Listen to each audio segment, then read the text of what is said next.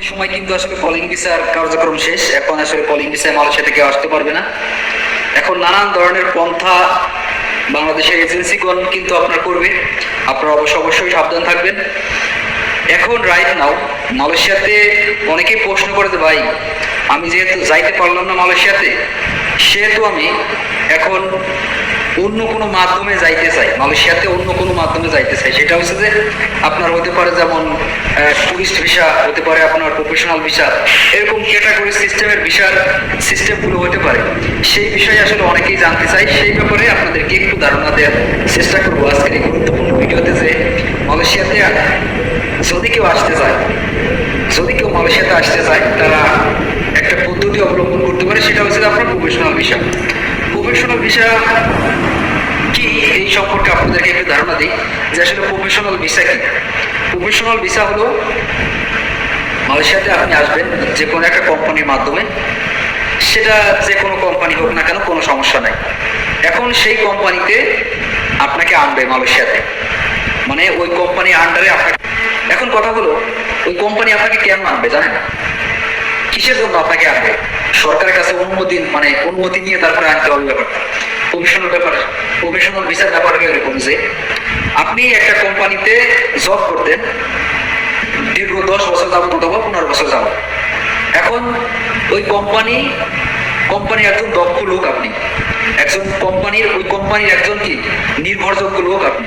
এখন কোম্পানি যেহেতু আপনি বাংলাদেশে চলে আসছেন, এখন মালয়েশিয়াতে নাই, এখন কোম্পানি চাইতেছে যে আপনাকে মালয়েশিয়াতে নেওয়ার জন্য। এই ক্ষেত্রে প্রফেশনাল ভিসা ব্যবহার করতে পারে। সেটা হচ্ছে কোম্পানি সরকারের কাছে আবেদন করে, এরপরে কোম্পানি একটা ডকুমেন্ট সরকারের কাছে দিয়ে তারপর আপনাকে আনতে হবে। এই জায়গায় কি করতে হবে জানেন? ব্যাপারটা হলো প্রফেশনাল ভিসার মেন যে ব্যাপার, সেটা হচ্ছে আপনাকে দক্ষতা হতে হবে। সাপোজ যে কোনো কাজের উপর আপনার একটা দক্ষতা অর্জন করতে হবে। সাপোজ ইলেকট্রিশিয়ান, অথবা মেকানিক্যাল, অথবা ইলেকট্রিক্যাল, আরো যে সকল নানান ধরনের কাজ কাম আছে, ভালোভাবে আপনি পারেন। সেই সব বিষয়ের উপর পারদর্শী যে ভিসাগুলো বের হয়, সেই ভিসার নামই প্রফেশনাল ভিসা। আশা করি আপনারা বুঝতে পারছেন। মানে কোনো একটা কাজের এক্সপিরিয়েন্স আপনার আছে, আপনি একজন ইঞ্জিনিয়ার, আপনি অথবা মেকানিক্যাল ইঞ্জিনিয়ার, আপনি ইলেকট্রিক্যাল ইঞ্জিনিয়ার, আপনার কোনো কাজের দক্ষতা আছে, সেই দক্ষতার উপর ভিত্তি করে আপনাকে মালয়েশিয়াতে আনা হবে। সেইটা হচ্ছে প্রফেশনাল ভিসা কার্যক্রম। এখন এই প্রফেশনাল ভিসার মেয়াদ থাকে 2 বছর। কত জায়গায় 1 বছর থাকে, আবার কত জায়গায় 2 বছর থাকে। 1 বছর, বেশিরভাগই 1 বছরের সিস্টেম করে। 2 বছর করতে হলে অনেক ঝামেলা হয়, অনেক ডকুমেন্টসের প্রয়োজন হয়, অনেক ডকুমেন্ট লাগে। এই কারণে 2 বছরের সিস্টেম আর করতে পারেন ম্যাক্সিমাম হলে। এখন মালয়েশিয়াতে আপনি দেখা যাবে যে প্রফেশনাল ভিসা আসলে কোনো এক এজেন্সির মাধ্যমে ধরে, দালাল পারে না, ব্যাপারটা এরকম কিছু না। দালাল সবকিছু করতে পারে। দালাল অথবা এজেন্সি তারা চাইলেই সবকিছু করতে পারে, আপনাকে মালয়েশিয়াতে পাঠাইতে পারে, তারা যে কোনো মাধ্যমে হোক পাঠাইতে পারবে। কিন্তু সেটা দেখতে হবে লিগাল কি না ইলিগাল, সেই বিষয়গুলো দেখতে পারবেন। আরেকটা বিষয়, সেটা হচ্ছে মালয়েশিয়াতে আপনি কত বছর কাজ করতে পারবেন, সেই ব্যাপারটাও আসলে একটা শোচনীয় ব্যাপার আছে। আপনাকে শুধু মালয়েশিয়াতে পাঠাই দিলে ব্যাপারটা এরকম না। এরপরে আপনি কয় বছর থাকতে পারবেন অথবা কয় বছর কাজ করতে পারবেন, সেই ব্যাপারটাও এই জায়গাতে চলে আসে। এখন বুঝলে যে আসলে প্রফেশনাল ভিসার কার্যক্রম এবং প্রফেশনাল ভিসার মেয়াদ 2 বছর। এরপরে কথা হলো, যদি কেউ প্রফেশনাল ভিসা আসতে চায় অথবা মালয়েশিয়াতে আসে, দেখা যাবে 2 বছর কাজ করার পর আপনার ভিসা লাগতেছে না।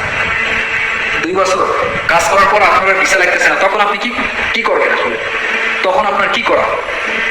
তখন কিন্তু আপনার বাধ্য হয়ে হয় দেশে চলে যেতে হবে, না হলে কি করতে হবে? মালয়েশিয়াতে অবৈধভাবে বসবাস করা হবে। এই 2টা পথ আছে, তাছাড়া কোনো পথ নাই। এখন আপনারা বলতে পারেন যে ভাই তাহলে আমরা প্রফেশনালে যাবো, প্রফেশনালে যাই 2 বছর কাজ কাম করে অবৈধ হয়ে কয়েক বছর কাজ কাম করার পরে দেশে চলে আসবো।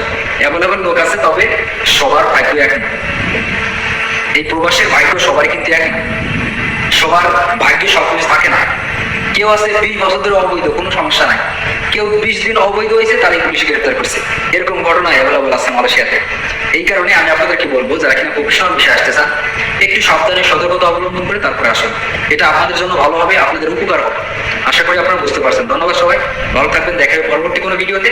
আর চ্যানেল নতুন হলে অবশ্যই চ্যানেলটি সাবস্ক্রাইব করে রাখবেন।